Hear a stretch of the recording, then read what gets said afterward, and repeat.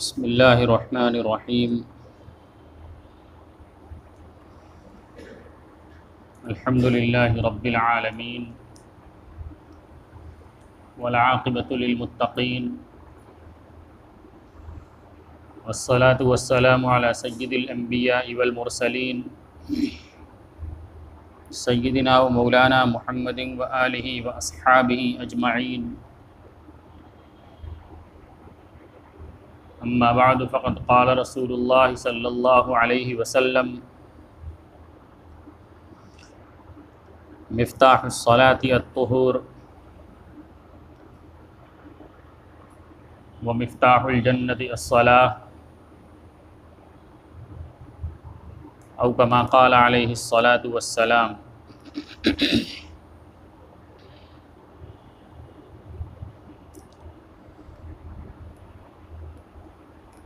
محترم بھائیوں، دوستوں، بزرگوں، ابھی خطبے کے بعد میں نے رسول اللہ صلی اللہ علیہ وسلم کا ایک ارشاد گرامی آپ حضرات کے سامنے نقل کیا ہے. یہ حدیث الفاظ کے اعتبار سے انتہائی مختصر ہے، لیکن اپنے مفہوم کے اعتبار سے بہت زیادہ وسیع ہے. اس ایک حدیث کی تشریح کے اندر محدثین اور فقہاء نے سینکڑوں صفحات بلکہ سینکڑوں کتابیں لکھی ہیں. اس ایک حدیث کی صرف تشریح کے اندر یہ اتنی جامع حدیث ہے، بلکہ انسان کی پیدائش اور انسان کی وفات، بلکہ انسان کا جو اس کے زندگی کا اصل مقصد ہے کہ وہ اس دنیا کی زندگی کے بعد جو آنے والی زندگی ہے اس میں کامیاب ہو جائے، اس کا نتیجہ اس حدیث کے اندر بیان کیا گیا ہے. امام ترمذی رحمۃ اللہ علیہ نے اپنی کتاب ترمذی شریف کو اسی حدیث سے شروع کیا ہے. اس حدیث کے اندر رسول اللہ صلی اللہ علیہ وسلم نے دو بنیادی چیزیں بیان فرمائی ہیں.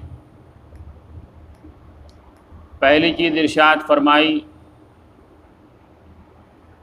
کہ مفتاح الصلاة الطہور، کہ نماز کی کنجی طہارت ہے. اور دوسری چیز ارشاد فرمائی مفتاح الجنت الصلاة، اور جنت کی کنجی نماز ہے. اسلام نے ہمیں زندگی گزارنے کا مکمل دستور عطا فرمایا ہے. انسانی زندگی کی چھوٹی سے چھوٹی ضروریات جو ہیں وہ اس دین کے اندر انتہائی تفصیل کے ساتھ بیان کی گئی ہیں. انسانیت کو کہیں پر تشنہ لب نہیں چھوڑا گیا، کہیں اس کی پیاس کو ادھورا نہیں چھوڑا گیا، پورے طریقے سے اس کو آسودہ کیا گیا، تسلی دی گئی، مسائل کو کھول کھول کر بیان کر دیا گیا. انسان جب دنیا کے اندر آتا ہے تو وہ آلائشوں کے اندر لپٹا ہوا ہوتا ہے، گندگیوں کے اندر نہایا ہوا ہوتا ہے. تو سب سے پہلا مسئلہ اس کی پاکی اور طہارت کا ہوتا ہے کہ اس کو کیسے پاک اور صاف کیا جائے. یہیں سے یہ حدیث شروع ہے کہ نماز کی کنجی طہارت ہے۔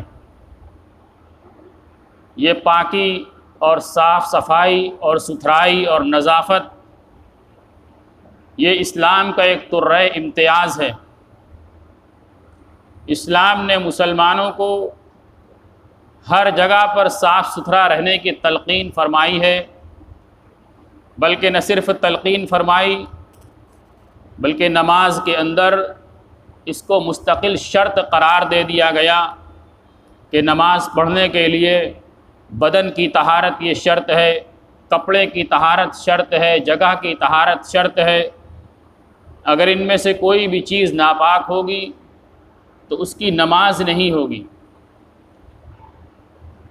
تو یہ طہارت اسلام کے بنیادی یعنی اس کی علامات میں سے، اس کی امتیازی شان میں سے ہے۔ فرمایا گیا کہ طہارت یہ ایمان کا آدھا حصہ ہے، نظافت اور طہارت ایمان کا آدھا حصہ ہے۔ قرآن پاک کے اندر آپ حضرات نے 2-3 جمعہ پہلے سنا کہ اللہ تبارک و تعالی نے اہل قباء کی تعریف فرمائی تھی صرف اسی طہارت کی بنیاد پر، نظافت کی بنیاد پر، صفائی ستھرائی کی بنیاد پر کہ وہ لوگ طہارت اور پاکی حاصل کرنے کے اندر مبالغے سے کام لیا کرتے تھے، تو اللہ تبارک و تعالی نے ان کو اس صفت کی بنیاد پر پسندیدگی کا اظہار فرمایا۔ اور پھر اس کے بعد جو زندگی کے مختلف شعبے ہیں اور اس کے اندر مختلف طرح سے طہارت کا طریقہ ہے، اس کو کھول کھول کر بیان کیا گیا۔ مجھے صرف نماز اور اس سے پہلے جو طہارت ہوتی ہے اس کے کچھ مسائل کو آج بیان کرنا ہے۔ یوں تو طہارت کے بہت سارے شعبے ہیں اور مسلمانوں کو ان کو برتنا چاہیے اپنی زندگی کے اندر، تاکہ اس کی ایک حیثیت اس اعتبار سے نمایاں ہو کہ مسلمان صفائی پسند ہوتے ہیں، ان کے دین کے اندر اس کی تلقین کی گئی ہے۔ اس پر آپ حضرات بارہا سنتے رہتے ہیں۔ آج ایک خاص چیز استنجا کرنے کا طریقہ، بیت الخلاء جانے کا طریقہ، اس سے نکلنے کا طریقہ اور استنجا کرنے کے بعد اس سے طہارت حاصل کرنے کا کیا طریقہ ہے، اس سلسلے میں اسلام کے اندر ہمیں کیا رہبری کی گئی ہے، یہ کچھ چیزیں آپ حضرات کے سامنے عرض کرنی ہیں۔ استنجا جناب رسول اللہ صلی اللہ علیہ وسلم نے اس کے بارے میں پوری تفصیل بیان فرمائی، اور ایک حدیث کے اندر استنجا اور پیشاب کے قطرے سے نہ بچنے والوں کے اوپر آپ نے وعید بیان فرمائی۔ پیچھے جہاں صفائی کرنے والوں کی فضیلت بیان کی گئی، ان سے پسندیدگی کا اظہار کیا گیا، طہارت کو ایمان کا آدھا حصہ قرار دیا گیا، وہیں ایک حدیث کے اندر جو لوگ پیشاب سے نہیں بچتے ان کے اوپر وعید کی گئی۔ آپ حضرات نے وہ حدیث سنی ہوگی، رسول اللہ صلی اللہ علیہ وسلم ایک موقع پر ایک قبرستان سے گزر رہے تھے اور آپ نے وہاں پر بیان فرمایا، وہاں 2 قبریں تھیں اور آپ نے بیان فرمایا کہ ان دونوں قبر والوں کو عذاب ہو رہا ہے، ان دونوں قبر والوں کو عذاب ہو رہا ہے، اور اپنے ارشاد فرمایا وما يعذبان فی کبیر، کہ کسی بہت بڑی چیز کے اندر ان کو عذاب نہیں دیا جا رہا ہے، یعنی کوئی ایسی چیز نہیں تھی جس سے بچنا ان کے لیے ناممکن ہو، بچنا محال ہو، بچنا مشکل ہو، بلکہ ایسی چیز تھی جس سے یہ سہولت کے ساتھ، آسانی کے ساتھ تھوڑی فکر کرتے تو بچ جاتے۔ ایسی چیز کے اندر یہ مبتلا تھے، اس کی وجہ سے ان کو عذاب ہو رہا ہے۔ آپ نے 2 باتیں ارشاد فرمائی، دونوں کے لیے الگ الگ فرمایا۔ ان میں سے ایک وہ تھا جو یمشی بن نمیمہ، جو لگائی بجھائی کرتا تھا، ادھر کی بات ادھر لڑانا، ادھر کی بات ادھر لڑانا، جس کی وجہ سے آپس میں رنجشیں بڑھ جائیں، آپس میں دوریاں بڑھ جائیں، ایک دوسرے کی برائی دوسرے سے کرنا تاکہ آپس میں دشمنی بڑھ جائے، بیچ میں فساد پڑ جائے، رشتہ داریاں متاثر ہو جائیں، دوستیاں متاثر ہو جائیں، آپسی حقوق یہ ایک دوسرے کے متاثر ہو جائیں، جس کو اپنی زبان میں ہم کہتے ہیں کہ لگائی بجھائی کرنا، لڑانا۔ ایک آدمی یہ کام کرتا تھا، یمشی بن نمیمہ۔ اور دوسری چیز آپ صلی اللہ علیہ وسلم نے ارشاد فرمایا کہ دوسرا فکان لا یستنزہ من البول، کہ وہ پیشاب کے قطروں سے نہیں بچتا تھا، پیشاب کی چھینٹوں سے نہیں بچتا تھا۔ اس کے اوپر خود کا اپنا پیشاب بھی پڑ جاتا، اس کا بھی چھینٹا پڑ جاتا اور دوسروں کا بھی چھینٹا اس کے اوپر پڑ جاتا تھا، اس سے وہ احتیاط نہیں کرتا تھا، اس کے بدلے میں اس کو عذاب دیا جا رہا ہے۔ آپ نے ارشاد فرمایا استنزہوا من البول، کہ پیشاب کی چھینٹوں سے بچو، اور آگے ارشاد فرمایا اس لیے کہ عام طور پر عذاب قبر اس کی وجہ سے ہوتا ہے، یعنی اس کے اندر بہت سارے لوگ مبتلا ہیں۔ تو ہمیں یہ تعلیم دی گئی کہ ہم اپنے استنجا کرنے کے اندر، طہارت حاصل کرنے کے اندر جو ہمیں طریقہ سکھلایا گیا ہے اس کے اوپر عمل کریں، اور جو تعلیمات ہیں وہ دنیاوی زندگی کے لیے بھی جو آج طبی اعتبار سے باتیں کی جاتی ہیں، اگر ہم تعلیمات نبوی کو پورے طریقے سے برت لیں تو آج کے دور کے اندر اسلامی تعلیمات کو لوگ سائنس کے اوپر پرکھ رہے ہیں، اور ان کی عقلیں حیران ہیں کہ آج جناب رسول اللہ صلی اللہ علیہ وسلم نے 1400 سال پہلے ہمیں جو زندگی گزارنے کا دستور عطا فرما دیا وہ طبی اعتبار سے بالکل اعلیٰ درجے کے اوپر ہے، اسی کے اندر انسان کی صحت کا راز مضمر ہے۔ ہمیں سب سے پہلی بات کی اسلامی نقطہ نظر سے یہ سکھائی گئی کہ جب ہمیں ضرورت محسوس ہو، پیشاب پاخانے کی ضرورت محسوس ہو، تو ہمیں یہ بھی تعلیم دی گئی کہ ہم اس کے اندر بلا وجہ کی تاخیر نہ کریں، جب ضرورت محسوس ہو فوراً جا کر اس سے فراغت حاصل کر لیں۔ عام طور سے ہوتا کیا ہے، لوگ اپنے کام کے اندر مشغول رہتے ہیں اور اس کوشش میں رہتے ہیں کہ یہ کام پورا ہو تو ہم جا کر فراغت حاصل کریں۔ اسلام نے ہمیں تعلیم دی کہ فراغت، یہ ضرورت محسوس ہو پہلے اس ضرورت کو پورا کرو، یہ انسان کی زندگی کی بنیادی ضرورت ہے اور اس کے اندر بہت ساری صحت کا راز مضمر ہے، اس کو اگر دبایا جائے گا اس ضرورت کو تو انسانی جسم کو بہت طرح کی بیماری لگ سکتی ہے، اور آج یہ بات پایہ ثبوت کو پہنچ چکی ہے کہ اس ضرورت کو دبانے کی بنیاد پر طرح طرح کی بیماری کے اندر لوگ مبتلا ہو رہے ہیں۔ اور پھر اس کے بعد ہمیں آداب سکھلائے گئے کہ ہمیں کیسے بیت الخلاء میں جانا چاہیے، کیسے بیٹھنا چاہیے، کیسے فراغت حاصل کرنی چاہیے، کیسے دھلنا چاہیے، کیسے نکلنا چاہیے، ہر چیز کی ہمیں تمیز سکھائی گئی، اور صحابہ کرام نے اس کو پورے فخر کے ساتھ بیان فرمایا ہے۔ ابو داؤد کے اندر ایک حدیث حضرت ابو ایوب انصاری رضی اللہ تعالی عنہ کی، انہوں نے ایک موقع کے اوپر اس حدیث کو بیان فرمایا کہ رسول اللہ صلی اللہ علیہ وسلم نے تعلیم دی کہ جب تم بیت الخلاء کے اندر جاؤ تو استقبال قبلہ اور استدبار قبلہ مت کرو۔ استدبار قبلہ اور استقبال قبلہ یعنی قبلے کی طرف نہ پیچھ کرو، قبلے کی طرف نہ پشت کرو۔ تو لوگوں نے مذاق اڑایا کہ تمہارے نبی تم کو یہ چھوٹی چھوٹی بات بھی سکھلاتے ہیں، تو انہوں نے فخر کے طور پر ارشاد فرمایا کہ ہاں ہمارے نبی ہمیں چھوٹی چھوٹی چیز بھی سکھلاتے ہیں، ہمیں استنجا اور بیت الخلاء کرنے کا طریقہ بھی سکھلاتے ہیں۔ فخر کے طور پر انہوں نے بیان فرمایا، یہ اسلام کی یعنی اس کے لیے فخر کی چیز ہے کہ اس نے ہمیں ہر جگہ کے اوپر رہبری عطا فرمائی کہ ہمیں کیسے اپنی ضروریات کو پورا کرنا ہے۔ چنانچہ سب سے پہلے بیان کیا گیا کہ جب انسان کو بیت الخلاء جانے کی ضرورت ہو تو بیت الخلاء میں جانے سے پہلے وہ اس میں جانے کی جو دعا ہے، اللہم انی اعوذ بک من الخبث والخبائث، اس دعا کو پڑھ کر بیت الخلاء کے اندر جائے۔ بیت الخلاء کے اندر جانا یعنی دعا پہلے پڑھنی ہے، داخلہ اس کے بعد ہے، باہر رہ کر دعا پڑھ لے اس کے بعد اندر جائیں۔ اب اس میں الگ الگ نوعیتیں ہوتی ہیں زمانے کی ترقی کے اعتبار سے، کبھی ایسی بھی صورتحال ہوتی ہے کہ بیت الخلاء الگ ہے تو اس میں جانا ہے تو پہلے ہم باہری دعا پڑھ لیں اس کے بعد اندر جائیں۔ اور اب جو بن رہا ہے اٹیچ لیٹرین باتھ روم، کہ باتھ روم بھی اسی کے اندر ہے اور ٹوائلٹ بھی اسی کے اندر ہے، بیت الخلاء بھی اسی کے اندر ہے، ایک طرف غسل کرنے کا حصہ بنا ہوا ہے، اس میں واش بیسن بھی لگا ہوا ہے اور اسی کے دوسرے حصے میں بیت الخلاء بھی ہے۔ اب وہاں کیا مسئلہ ہے؟ وہاں مسئلہ بالکل سیدھا ہے کہ آدمی جب بیت الخلاء کرنے کی نیت سے جس حصے کے اندر بیت الخلاء وہاں پر جانے سے پہلے یہ دعا پڑھ لے، وہاں جانے سے پہلے یہ دعا پڑھ لے۔ اور اگر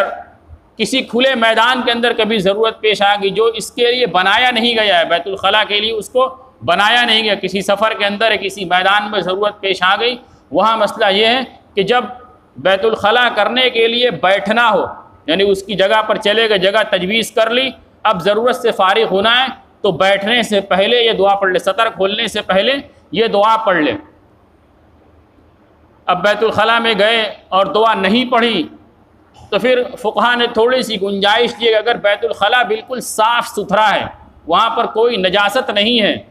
تو پھر اس میں یہ گنجائش ہے کہ زبان سے پڑھ لے، ورنہ بہتر یہ کہ اگر بھول گیا، دعا نہیں پڑھی، اندر چلا گیا، تو پھر صرف دل میں پڑھ لے، زبان سے جا کر وہاں پر دعا نہ پڑھے۔ کس طریقے سے داخل ہونا ہے؟ ہر جگہ داخلے کے بارے میں ہمیں سکھلایا گیا کہ ہم کہیں داخل ہوں تو پہلے داہنا قدم اندر رکھیں، لیکن بیت الخلاء کے بارے میں بتلایا گیا کہ پہلے ہم بایاں قدم اندر رکھیں، پہلے بائیں قدم سے اندر داخل ہوں، اور پھر اس کے بعد ہمیں جب وہاں پر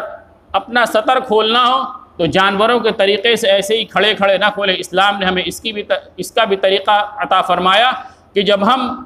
بیٹھنے کے قریب ہو جائیں اس کے بعد اپنے سطر کو کھولیں۔ جناب رسول اللہ صلی اللہ علیہ وسلم نے ایک حدیث کے اندر واضح طور پر اس کو بیان فرمایا ہے کہ جب بیٹھنے سے قریب ہو جاؤ اس کے بعد اپنے سطر کو کھولو، لیکن اتنا نیچے مت بیٹھ جاؤ کہ پھر ناپاکی کے لگنے کا امکان ہو جائے، کپڑا بھی بچ جائے اور ضرورت کم سے کم جتنے میں پوری ہو جائے اتنا کھولا جائے اور اتنی دیر میں کھولا جائے۔ ہمیں یہ طریقہ سکھلایا گیا، اور اس کے اندر یہ بھی سکھلایا گیا، فقہا نے یہ لکھا ہے کہ مستحب یہ ہے کہ انسان جب بیت الخلاء کے اندر جائے تو جس کپڑے میں اس کو نماز نہیں پڑھنا ہوتا ہے، یعنی گھریلو کپڑا جیسے ہمارے یہاں لنگی اور بنیان جو پہنتے ہیں، اس کپڑے کے اندر بیت الخلاء کے اندر جائیں، جس کپڑے میں اس کو نماز پڑھنا ہے اس میں نہ جائیں، یہ مستحب ہے۔ اگر گھر میں آدمی ہے تو اس کے اوپر عمل کر سکتا ہے، لیکن اگر کہیں گھر سے باہر ہے، سفر میں ہے، دوسری جگہ پر ہے، تو وہاں پر فرمایا کہ اسی کپڑے کے اندر چلا جائے، لیکن پورا احتیاط کرے کہ اس کے اندر کسی طرح نجاست نہ لگنے پائے، احتیاط کے ساتھ وہاں پر جائے۔ اور پھر فرمایا کہ جب وہاں پر بیٹھے تو پھر اپنے بائیں پاؤں کے اوپر زور دے کر بیٹھے،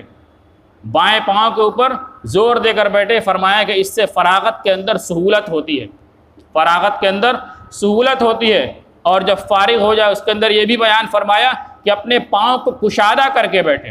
اپنے پاؤں کو کشادہ کر کے بیٹھے۔ یہ سارا طریقہ اس لیے کہ اس کے ذریعے سے فراغت انسان کو جلدی حاصل ہو جائے گی، اور فارغ ہونے کے درمیان جب وہاں پر بیٹھا ہوا ہے تو اس میں بھی طریقہ سکھلایا گیا کہ انسان نجاست کی جگہ کو نہ دیکھے، جس سے وہ فارغ ہو رہا ہے اس کو نہ دیکھے، کسی دین کی بات کو نہ سوچے، قرآن و حدیث کی بات کو اپنے ذہن کے اندر نہ لائیں، دینی بات کو وہاں نہ سوچے۔ فرمایا کہ وہاں پر بلا ضرورت گفتگو نہ کرے۔